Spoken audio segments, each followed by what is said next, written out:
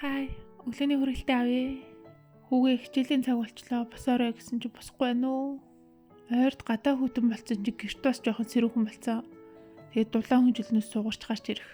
Дургу болцсон юм бэлгүй. Гэтэ одоо ингэчээд яг цаг тулгаж босч ирээд тэгээд хувцас өмсөх гэж удна.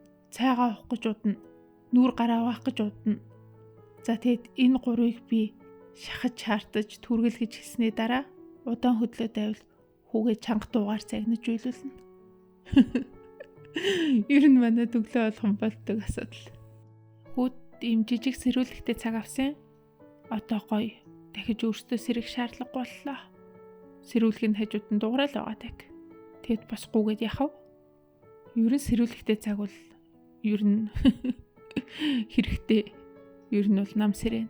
Утаснаас илүү хэрэгтэй. Би нөгөө бакалавр сурдаг байхдаа өрөөний охин бит хоёр ингээд шүнжэнгөө юм яриад ингээд оройтод унтчих штеп. Тэгвэл маргааш өглөө мэдээж ирцэрч чадахгүй. Тэгж бодоод хоёлаа сэрүүлгээ ингээд өрөөний нөгөө хоёр болонд тавьчихдаг гэсэн зай амрын нийттэй. Тэгээд өглөө сэрүүлгүүд ээлжлээл дуурайд байна. Хоёлаа би нэгээ очиод унтраачаасаа гээл хүлээгээд байна. Тэгээд аль нэгнийхээ угаасаа төвчээрэн тасран тэгээд очиж унтраана. Тэгээд орлуугаа эргээд явж итэл нөгөө нэг сэрүүлгэнд дохорно. Тэгээд очиж унтраана. Тэгээд ингээд босч суусаар байтал чи угаасаа нойр сэрэх чинь. Тэгээд дуурандаа нөгөө сэрэн. Тэгээд алт биесээр айлын сэрнэ. Өнөөдөр би замын цагтаа орж жижиг мопедондоо номер аваад тэгээд бас мопед жолооны үнэмлэхийг авна. Мопед авснаас хойш юусоо тэрийг очиж хөөцөлдөг байгаа. Яагаад гэвэл яг нэг уртын амралт үеэр жижиг мопед авсан байхгүй юу? Тэгчээд очиндоо гэж хүлээсээр байгаа. Өнөөдрийг тулгачлаа. Угаасаа гэтээ анх авснаас хойш нэг сарын дотор очиж дугаараа авах хэрэгтэй байдаг байхгүй. Тэгээд тэр сар нь арай болоогүй. Тулгадаг хүн яхав тэгээд хүлээжээд өнөөдөр очиж авъя. Нөхөрч яхав том мопедныхоо аль дээр яваад авцсан. Би болохоор өнөөдөр энэ жижиг удаан явдаг мопедороо 10-аад км явжгаад замын цагдаа дээр очино. Ууган чинийг хятадууд болохоор шууд онлайнаар бүглээд авчдیں۔ Тэгээ гадаад хүмүүс болохоор заавал очиж авгээд нөхрийн мопед арай том болохоор арай хурдтай болохоор дээр ганцаараа яваад авахд асуудалгүй байсан гэсэн. Миний мопед одоо хурд нь 20 км хүрэх юм болов? Бараг 20 ах уу хүрхий амар удаа. Тэгэд мэдээж мотороор л юм чин тэгээд сууж байгаа хүний жим бас нөлөөлнө. Тэгэхээр бүр удаан. Тэгээд хятадд ерөн сүүлийн үед ийм цахилгаан мопедны хууль дүрм айгүй их гарцсан. Тэгээд миний шиг ийм хэмжээтэй мопедыг өмнө нь 40 км хүртэл хурдтай байсан гэж байгаа байхгүй юу? Одоо болохоор ер нь 25-аас хэтрүүлэхгүйгээд сая 9 сарын 1-ээс бараг тэгсэн баха. Тэгээд одоо болохоор минийхийг 20 км дээр тохируулж гисэн байгаа. Би тэгээд номер аваад, үнэмлэх аваад дахиад дэлгүүр дээр очиод хурдыг арай жоохон хурцсгана гэж ярьсан. Гэтэ 25-аас хэтрүүлэхгүй бах уу? Сүүлийн жилүүдэд ер нь хятадд ийм цахилгаан мопедны талаар айгүй их дүрм журм гарсан гэдэг нь одоо бензинэн моцелэг тэдгэрийг ер нь жоохон халах сонирхолтой байгаа байхгүй юу? Тэр чинь тэгээд хэтэрхий хурдан болохоор аюул осол өртөх магадлал өндөртэй. Тэгээд дээрэс нь бензин иддэг, байгаль орчин нөлөөтэй, утаа хайдаг энтергээд зөндөө олон шалтгаанаас болоод ер нь түүний хэрэглээг багасгахын тулд ийм цахилгаан мопед руу хүмүүс шилжиж байгаа юм. Тэгээд бас энэ жилдээ багтаагаад хуучин мопеднуудыг шинэ болгоул тодорхой хэмжээний улсаас тэтгэмж өгөн ч юм уу. Нэг тиймэрхүү амар олон залтууд гарсан байсан. Тэгээд бас нэг мопед үйлдвэрлэгчдийн агуулгын нөөцийг байхгүй болгоно гэд ер нь үнэн ч арай жоохон хямдраад тэгээд мопедууд амар их байдаг болсон. Тэгээд бас мопед цэнэглэх газрыг айгүй олон болгоод ер нь баг байр болгон мопед цэнэглэх газартай болгоод ер нь бас аюулгүй байдалд нь анхаарч байгаа.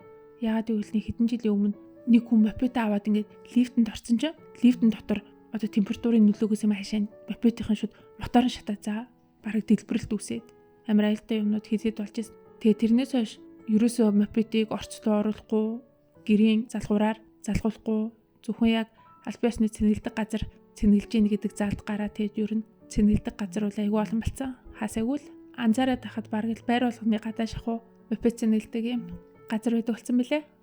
За би өнөөдрийн амрын нийтдээ за хаавс 10 км-ийн цаана байгаа нөө замын цагдаа дээр очсон байхгүй юу?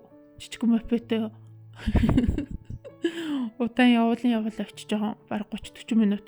Тэгсэн чинь дүүргийн захиргаал руу нүүцэн гэж байгаа байхгүй юу? Яа тий сонин ш. Тэгээ дүүргийн захиргаал руу 5 км яваад очиж байгаа юм. Тэгсэн чинь миний нөгөө мопедо ингээд анх авсан бичиг баримтыг үзэн штэ.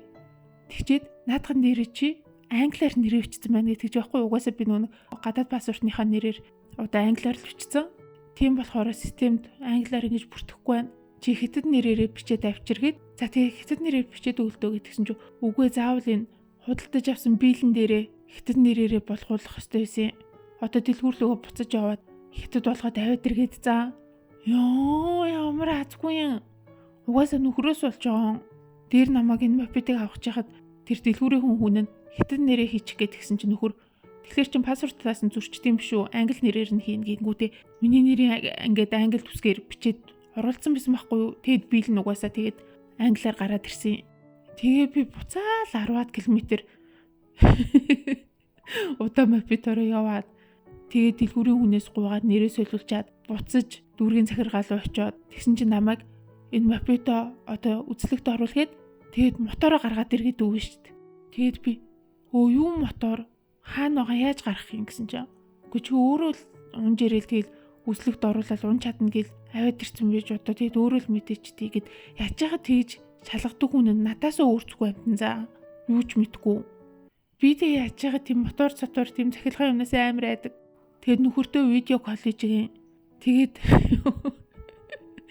яриач үгэж онгоолгоод ингээ хүл тавьдаг хэсэгт нь байдаг тагийг онгоолгосон чинь нэг 4 мотор заа. Тэгээд арайч үгж тогон зохиулж гуйхан шиг салгаад гаргаж үзүүлсэн. Тэгсэн чинь тэгээд шалгаж энтер болж жоод за одоо болно буцаагаад өгсөр гэтгэлэр нь буцаага өгсрөх гэсэн чинь нөгөө нэг ингээд улаан цэнхэр 2 утас байдэн шүү дээ тий мэдгүй ингээд болтын чангалах гэсэн чинь гэд ингээд тог авалцаа за ёо би тэгээ айгаад тэгээ өгсөрч чадахгүй. Тэгэд нөхрийгөө ажлаас нь гуйж дуудаад тэгэд нөхөр ирээд тэгээд надад хийж гисэн тэгэд нөхөр чамайг ингэж чадахгүй ч юм гэсэн мөл өөрөө л амралтаараа аваад ирдэг үйж шиг. Тэгэл хийж гисэн дөө. Тэгэд нөхөр ажил руугаа буцаад таксидаад тэгэд би нөгөө мопедо дэлгүүрлөгөө унж авах гад тэгсэн чи замдаа батарей цэнгэн дуусаад тэгээд угаасаа өнөөдөр амар их явцсан юм чинь тэгээд дээрэс нь яг миний жингээс болж байгаа ах гэд би арай жоохон хөнгөн суугаад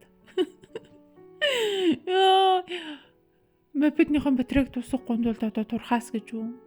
Тэгээ өнөөдөр баг нийтдээ 5 цаг орчим 50 км энийг донхойсон сонь 5 шиг юм дээр сууж явсан. Бүгс бүр 5 шиг болчлоо.